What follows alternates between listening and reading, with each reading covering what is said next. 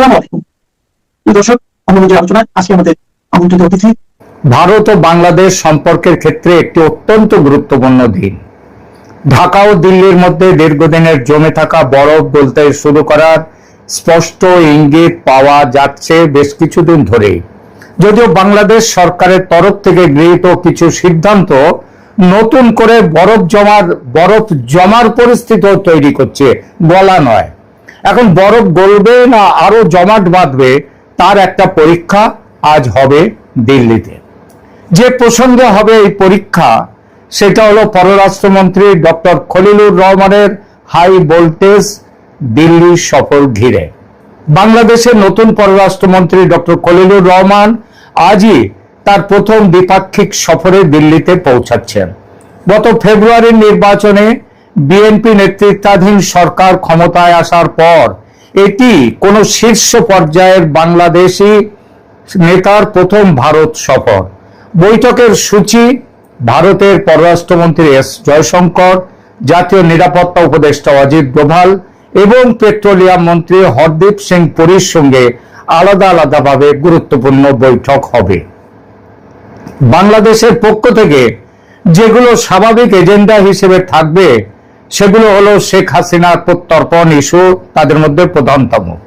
কূটনৈতিক সূত্রে খবর, ঢাকা এই সফরে প্রাক্তন প্রধানমন্ত্রী শেখ হাসিনার প্রত্যর্পণের বিষয়টি আনুষ্ঠানিকভাবে পুনরায় তুলতে পারে। এই বিষয়ে তারেক রহমান সরকার ইতিমধ্যে ভারতকে মোটামুটি একটি কড়া সহজ ভাষায় কড়া চিঠি দিয়েছে। এছাড়াও সৈয়দ শরীফ ওসমান বিন হাদি হত্যা মামলায় অভিযুক্ত ফয়সাল করিম মাসুদের নামও আলোচনায় আসার সম্ভাবনা আছে তার এবং তার সঙ্গে ধৃত সহকারীকে ফেরত পাঠাবার দাবি। এরপর আছে ভারত থেকে গম ও জ্বালানি আমদানি নিয়ে সমঝোতা। মধ্যপ্রাচ্যের চলমান যুদ্ধের কারণে বিশ্ববাজারে গমের সংকট দেখা দেয় ভারত তাদের রপ্তানি নিষেধাজ্ঞা শিথিল করে বাংলাদেশে বড় ধরনের গম সরবরাহের সবুজ সংকেত দিতে পারে এবং সেই ব্যাপারে কথা বলতে খলিলুর রহমান আসছেন। তার আলোচনায় এটাও থাকবে। যদিও এ ব্যাপারে আমেরিকা আপত্তি তুলতে পারে, কারণ মোহাম্মদ ইউনূস সরকারের সঙ্গে স্বাক্ষর করা বাণিজ্য চুক্তি অনুযায়ী বাংলাদেশের গম আমদানির পুরো ব্যাপারটা আমেরিকা থেকে করার কথা। পাশাপাশি জ্বালানি সংকট মোকাবিলায় ভারত থেকে আরো বেশি পরিমাণে ডিজেল আমদানির বিষয়েও আজকে আলোচনা হতে পারে হরদীপ সিং পুরী ভারতের পেট্রোলিয়াম মন্ত্রীর সাথে। তৃতীয়ত, গঙ্গা জল চুক্তি ও তিস্তা ইস্যু। 1996 সালের গঙ্গা জল চুক্তির মেয়াদ এই বছরই শেষ হচ্ছে। আজকের আলোচনায় এই চুক্তি নবায়নের জন্য দ্রুত নেগোসিয়েশন শুরু করার বিষয়টি অগ্রাধিকার পাবে। তিস্তা চুক্তি নিয়ে দীর্ঘদিন ধরে চলা অচল অবস্থা কাটানোর জন্য একটি ফরওয়ার্ড লুকিং বা ইতিবাচক দৃষ্টিভঙ্গি নিয়ে আলোচনার ইঙ্গিত দিয়েছেন ভারতের হাই কমিশনার প্রণয় ভার্মা। ইউনূসের অন্তর্বর্তী সরকার তিস্তা বাঁধ তৈরির প্রকল্প নিয়ে চীনের সঙ্গে চুক্তি করেছিল বলে খবর।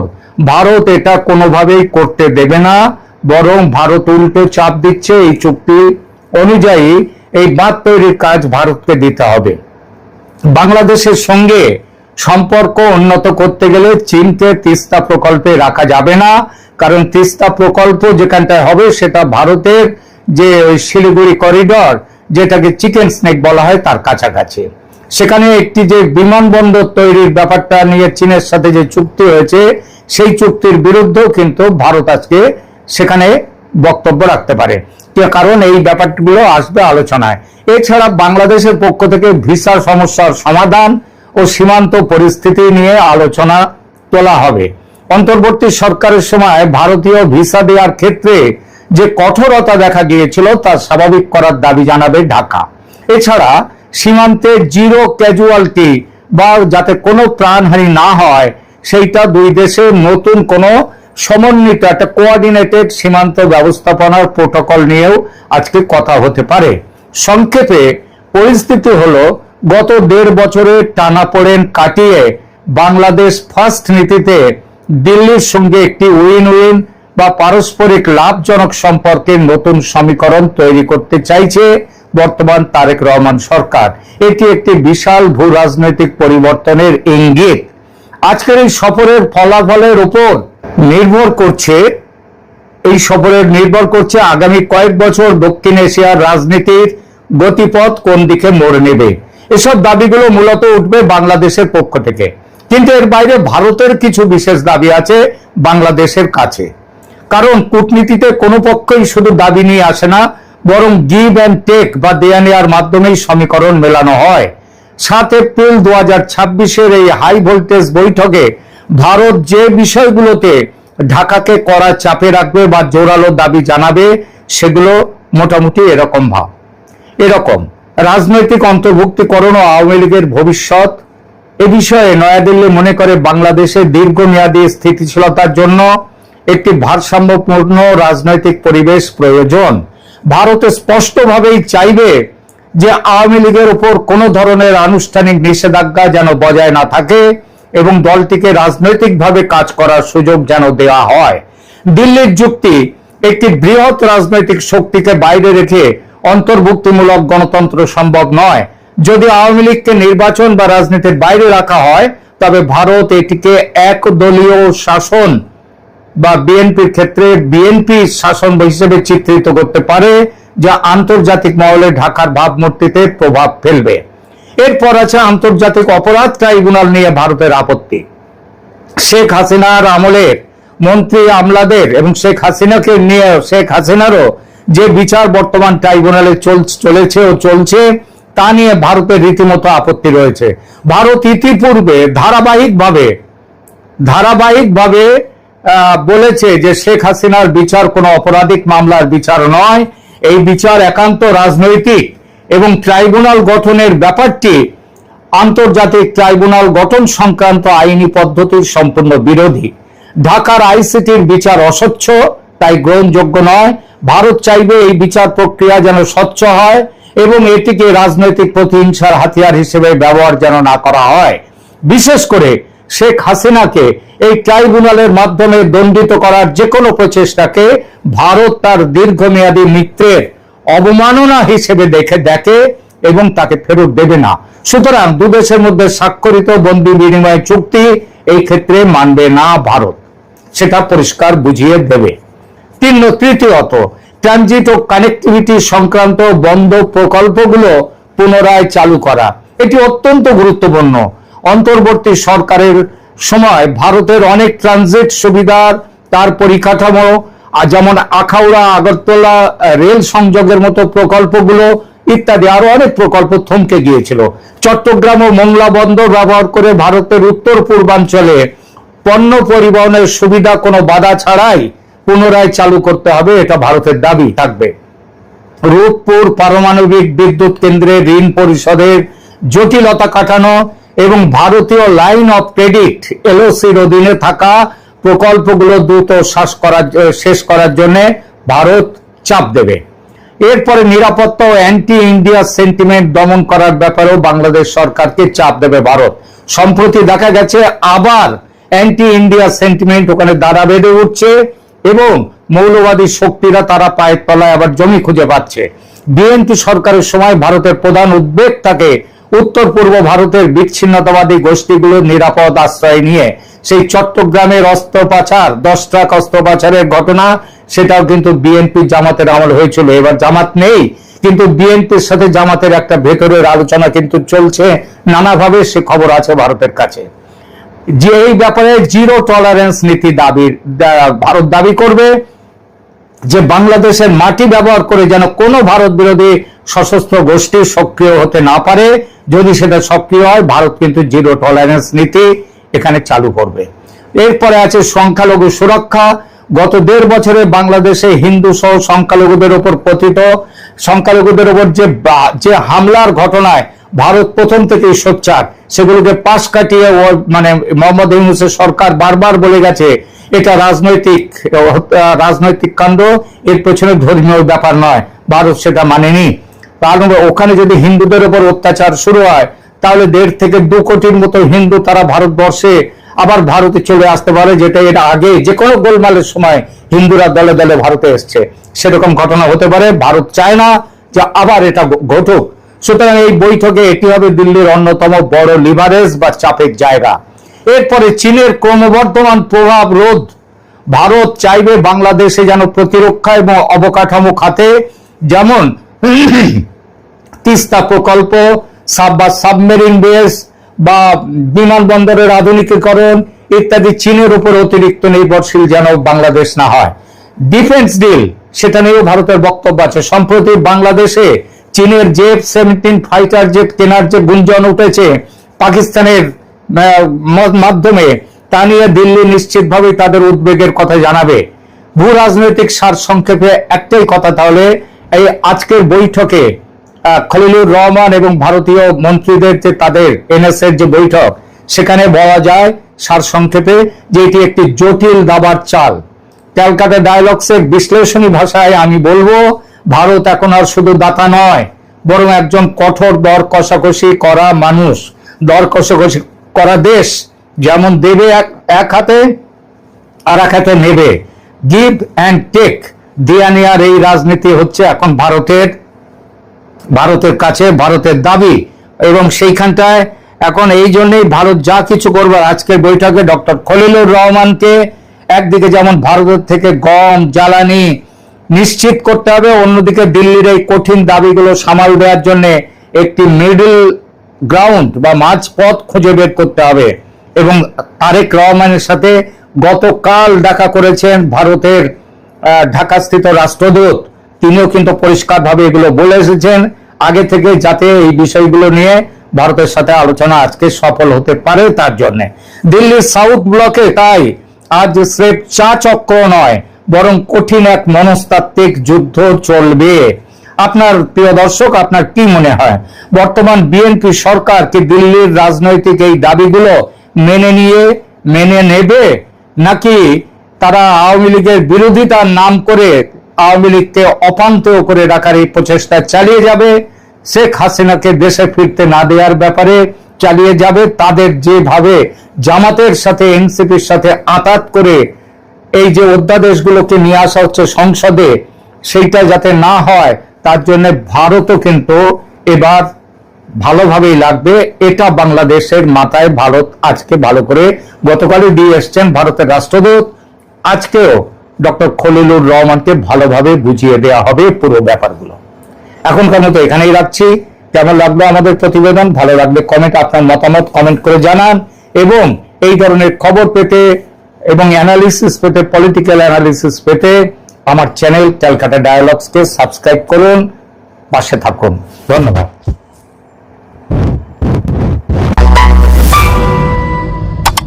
আজ 6 এপ্রিল 2026, ঢাকার রাজপথ থেকে দিল্লির সাউথ ব্লক অনেক জায়গাতেই আজ একটা বিষয় নিয়ে আলোচনা চলছে। সেটি হলো বাংলাদেশের প্রধানমন্ত্রী তারেক রহমানের সঙ্গে ভারতীয় রাষ্ট্রদূত প্রণয় ভার্মার একটি জরুরি বৈঠক। এই বৈঠককে সরকারের তরফ থেকে, মানে বাংলাদেশ সরকারের পক্ষ থেকে বলা হচ্ছে এটা সৌজন্য বৈঠক, কিন্তু প্রশ্ন উঠেছে বৈঠকটা কি সত্যি সৌজন্যের, নাকি আড়ালে অন্য কারণও আছে? যদি সত্যি অন্য কোনো কারণ থেকে থাকে, তবে কি সেই কারণ? তারেক রহমান সরকার ক্ষমতায় এসেছে 17 ফেব্রুয়ারি, 1.5 মাস হয়েছে সবে। তার মধ্যে প্রধানমন্ত্রীর সঙ্গে আগে একবার সৌজন্য সাক্ষাৎ করেছেন ভারতীয় রাষ্ট্রদূত প্রণয় ভার্মা। এখন আবার হঠাৎ নতুন করে সৌজন্য জানাবার কি প্রয়োজন পড়ল? বিশেষ করে যখন সংসদে, বাংলাদেশ সংসদে বিভিন্ন গুরুত্বপূর্ণ বিষয়ের উপর আলোচনা চলছে ও প্রধানমন্ত্রী তারেক রহমান রীতিমতো ব্যস্ত সংসদের সেই সব আলোচনা নিয়ে, তখন আজ 6 এপ্রিলের সকালে ভারতীয় রাষ্ট্রদূতের কেন হঠাৎ সৌজন্য সাক্ষাতের দরকার পড়ল? কি এমন গুরুত্বপূর্ণ বিষয় যে পূর্ব নির্ধারিত সূচি না থাকা সত্ত্বেও প্রণয় ভার্মা দেখা করতে চাইলেন প্রধানমন্ত্রীর সঙ্গে, এবং প্রধানমন্ত্রী তারেক রহমান রাজিও হয়ে গেলেন সাক্ষাৎ করতে? যুগান্তর বাংলাদেশের পেপার জানাচ্ছে সাক্ষাতের পর বাংলাদেশ প্রধানমন্ত্রীর পররাষ্ট্র বিষয়ক উপদেষ্টা হুমায়ুন কবির তিনি অপেক্ষমান সাংবাদিকদের বলেছেন, ভারতের সঙ্গে শেখ হাসিনার আমলে যে সম্পর্ক ছিল সেই অধ্যায় শেষ। প্রশ্ন উঠতে পারে, প্রশ্নটা এই কারণে ওঠে যে সাক্ষাৎটা যখন নিছক সৌজন্যের, তখন হঠাৎ হাসিনার আমলের সম্পর্কের কথা উঠল কেন? তাহলে কি বৈঠকে শেখ হাসিনা এবং আওয়ামী লীগ সম্পর্কিত কোনো বার্তাই কি প্রধান আলোচ্য বিষয় ছিল? হুমায়ুন কবির সাহেব সে বিষয়ে কিছু বলেননি। তবে এই খবর যে এই সাক্ষাতের সবচেয়ে বড় কারণ সেটা বোঝা গেছে পররাষ্ট্র উপদেষ্টার কথার ধরনে। খুব সঙ্গত কারণে যুগান্তর পত্রিকা তাই এই খবরটিকে তাদের হেডলাইন করেছে। আর আমার কাছেও বিভিন্ন অসমর্থিত কিন্তু নির্ভরযোগ্য সূত্র থেকে খবর এসেছে এই বিশেষ বিষয়টি, অর্থাৎ আওয়ামী লীগের প্রত্যাবর্তন নিয়ে সরকার প্রধানের স্পষ্ট মতামত জানাটাই ছিল আজকের তারেক রহমান ও প্রণয় ভার্মার আলোচনার মূল বিষয়। আগামীকাল একটি আন্তর্জাতিক সম্মেলনে যোগ দিতে বাংলাদেশের পররাষ্ট্রমন্ত্রী খলিলুর রহমান দিল্লি সফর করছেন। সেখানে সম্মেলনের সাইড লাইনে তিনি দীর্ঘ বৈঠক করবেন ভারতের পররাষ্ট্রমন্ত্রী ডক্টর এস জয়শঙ্করের সঙ্গে, এবং আলাদাভাবে আরও একটি বৈঠক করবেন ভারতের জাতীয় নিরাপত্তা উপদেষ্টা অজিত ডোভালের সঙ্গে। সেই দুই বৈঠকে বিভিন্ন বকেয়া বিষয় নিয়ে, দুদেশের বকেয়া বিষয় নিয়ে আলোচনা হবে।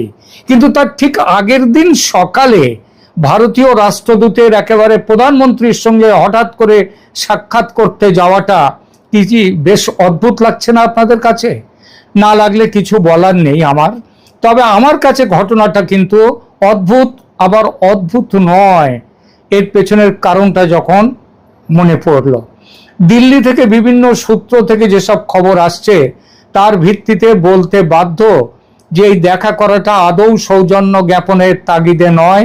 প্রণয় ভার্মাকে ভারত সরকার স্পষ্ট নির্দেশ দিয়েছে স্বয়ং প্রধানমন্ত্রীর সঙ্গে দেখা করে একটা বিষয় স্পষ্ট করে জানতে, এবং আর একটা বিষয়ও ভারতের পক্ষ থেকে স্পষ্ট করে জানাতে। প্রথমে বলি, ভারত কোন বিষয়টা স্পষ্ট করে জানতে চেয়েছে প্রধানমন্ত্রী তারেক রহমানের কাছ থেকে? বিষয়টি আওয়ামী লীগ নিষিদ্ধকরণ সম্পর্কিত ইউনূস আমলের অধ্যাদেশটিকে বর্তমান সরকার আইনে রূপান্তরিত করে আওয়ামী লীগের নির্বাসনকে দীর্ঘস্থায়ী করার সিদ্ধান্ত নিয়েছে কিনা, এই বিষয়টি খোদ প্রধানমন্ত্রীর কাছ থেকে শুনে নেওয়া এবং জেনে নেওয়া, সেই জানাটা ভারত সরকারকে আবার জানিয়ে দেয়া। আর দ্বিতীয় কাজটি ছিল প্রণয় ভার্মার, যে প্রধানমন্ত্রী তারেক রহমানকে জানানো যে আওয়ামী লীগের বিষয়ে বাংলাদেশ সরকার যে সিদ্ধান্ত গ্রহণ করবে তার উপর নির্ভর করবে বাংলাদেশের সঙ্গে সম্পর্ক স্বাভাবিক ও উন্নত করার বিষয়টি। যদি আওয়ামী লীগের বিষয়ে বাংলাদেশ সরকার ইতিবাচক পদক্ষেপ নেয় ভারত খুশি হবে, কেননা প্রথম থেকেই বাংলাদেশে অন্তর্ভুক্তিমূলক রাজনীতির কথা বলে আসছে ভারত। নির্বাচনের আগে ভারত বলেছিল আওয়ামী লীগকে নির্বাচনে অংশগ্রহণের সুযোগ দিতে। ভারতের অনুরোধ মান্যতা পায়নি ইউনূস সরকারের কাছে। এরপর নির্বাচন হয়ে যাওয়ার পর ভারত সরকার বারবার চেয়েছে নির্বাচন উত্তর দেশে ইনক্লুসিভ রাজনীতির পত্তন হোক। সেটা হলে গণতন্ত্রের বিকাশ যেমন সম্ভব, তেমনি দেশে মৌলবাদী চিন্তাধারার বিপরীতে সেকুলার আদর্শ তার যে প্রচার সেটা শক্তপোক্ত হবে। আর সেটা শুধু বাংলাদেশ নয়, ভারতের নিরাপত্তার দিক থেকেও জরুরি। নির্বাচনের আগে তারেক রহমান এই ব্যাপারে ভারতকে স্পষ্ট আশ্বাস দিয়েছিলেন, আর তার জন্যই ভারত সমর্থন দিয়েছিল তারেক রহমানকে এবং বিএনপিকে। কিন্তু ঘটনা যেদিকে গড়াচ্ছে এখন, যেভাবে ইউনূস আমলের এই সম্পর্কিত অধ্যাদেশটিকে আইনে রূপান্তরিত করতে অগ্রণী হয়েছে তারেক রহমান সরকার, তাতে ভারত রীতিমতো ক্ষুব্ধ। আর প্রণয় ভার্মার ওপর দায়িত্ব পড়েছিল তারেক রহমানের সঙ্গে দেখা করে বিষয়টি তার মুখ থেকে সরাসরি জেনে নেওয়া ও সেই মোতাবেক ভারত সরকারকে বিষয়টি জানানো, যাতে আগামীকাল খলিলুর রহমানের সঙ্গে আলোচনায় ভারত কোন পথে চলবে সেটা ঠিক করে নিতে পারে আগে ভাগে। এর ওপর ভিত্তি করে আগামীতে খলিলুর রহমানের সঙ্গে বৈঠকে ভারত ঠিক করবে বাংলাদেশের সঙ্গে সম্পর্ক এগিয়ে নিয়ে যাবে, নাকি এখানে পূর্ণচ্ছেদ টানবে, নাকি কমা সেমিকোলন দেবে। তারেক রহমানের সঙ্গে বৈঠকে কি কথা প্রণয় বর্মা জেনেছেন ও ভারত সরকারকে জানিয়েছেন সেই সংবাদ এই মুহূর্তে আমার কাছে নেই, তবে পাবো। ওই যে পররাষ্ট্র উপদেষ্টার সাংবাদিক সম্মেলনে বলা কথা, ভারতের সঙ্গে শেখ হাসিনার আমলে যে সম্পর্ক ছিল সেই অধ্যায় শেষ। তারপরে তিনি আবারও বলেছেন এখন থেকে মানে দুই দেশের মধ্যে সম্পর্কটা হবে শ্রদ্ধার এবং সমতার, সাম্যতার। সমতা, আমরা সমান জায়গায়, মানে কেউ দাদা নয় কেউ ভাই নয়, দুজনেই সমান, এই জায়গাতে যাবে, এইটা তিনি বলেছেন। এই কথাগুলো ইঙ্গিত দিচ্ছে এই বিষয়ে আলোচনাই ছিল প্রধান, এই বিষয়ে আলোচনাটাই ছিল প্রধান আলোচ্য, এবং তারেক রহমান সরকার আওয়ামী লীগকে 1 ইঞ্চি জমি ছাড়তে রাজি নয়। আর এই রাজি না হওয়াটা দেখলে বলা যায় যে খলিলুর রহমান ও জয়শঙ্করের মধ্যে বৈঠক ফলপ্রসূ হবে না। অজিত ডোভাল আবার একটা সন্ত্রাসী তালিকা, সন্ত্রাসী বেস, তার তালিকা লম্বা লিস্ট ধরিয়ে দেবেন খলিলুর রহমানের হাতে। আজকের রাষ্ট্রদূত ও প্রধানমন্ত্রীর সৌজন্য সাক্ষাৎটা আগামীকাল খলিলুর রহমান যে দুটো হাই প্রোফাইল বৈঠক করবেন তার বেসলাইন হবে। এস জয়শঙ্কর ভারতের পররাষ্ট্রমন্ত্রীর কূটনীতির সেই ঝানু খেলোয়াড়, যিনি স্বার্থের প্রশ্নে আপোষহীন। তিনি চাইবেন বাংলাদেশের নতুন সরকারের কাছ থেকে সুনির্দিষ্ট প্রতিশ্রুতি। আর অজিত ডোভাল, তার নজর থাকবে নিরাপত্তা ও কৌশলগত দিকে। উত্তর পূর্ব ভারতের বিচ্ছিন্নতাবাদীদের দমনে বাংলাদেশের মাটিকে যেন ব্যবহার করতে না দেয়া হয়, সেটাই হবে তার প্রধান লক্ষ্য, এবং ব্যবহার করতে দেয়া হলে ভারত কি করবে সেটাও পরিষ্কার বলে দিয়ে দেবেন। আর এই সব কিছুর গোড়ায় আছে তারেক রহমান সরকার নমনীয় কি না, যে সংকেত আজকেই পেয়ে গেছেন প্রণয় বর্মা তার কাছ থেকে, এবং জানিয়ে দিয়েছেন ভারত সরকারকে। খলিলুর রহমানের জন্য এই যে দিল্লি সফরটি মোটেই সহজ হবে না, কারণ তার টেবিলের ওপাশে থাকা মানুষগুলো কেবল দ্বিপাক্ষিক সম্পর্ক নিয়ে কথা বলবেন না, তারা কথা বলবেন বাংলাদেশ আওয়ামী লীগের ভবিষ্যৎ নিয়ে। বাংলাদেশে ইনক্লুসিভ রাজনীতি আসছে কিনা সেটা নিয়ে কথা বলবেন। আমরা জানি না তারেক রহমান এই ব্যাপারে কি বলেছেন, এমনও হতে পারে তিনি আওয়ামী লীগের বিষয়ে গোপনীয়তা দেখাবার কথা বলে, নমনীয়তা দেখাবার কথা বলে থাকতে পারেন, তবে বাইরে একটা উল্টো ছবি দেখাতে চাইছেন যে আওয়ামী লীগ বিরোধী যারা আছে দেশের মধ্যে তাদের জন্য রাজনীতিতে এমনটা ভুরি ভুরি হয়েই থাকে, রাজনীতিবিদদের গ্যালারি শো দিতেই হয়। তবে যেটাই করে থাকুন তারেক রহমান আজ, সেটাই সত্যি, যেটা সেটা আজ না হোক কাল ঠিক বেরিয়ে পড়বেই, চেপে রাখা যাবে না। এখনকার মতো এখানেই রাখছি, ধন্যবাদ।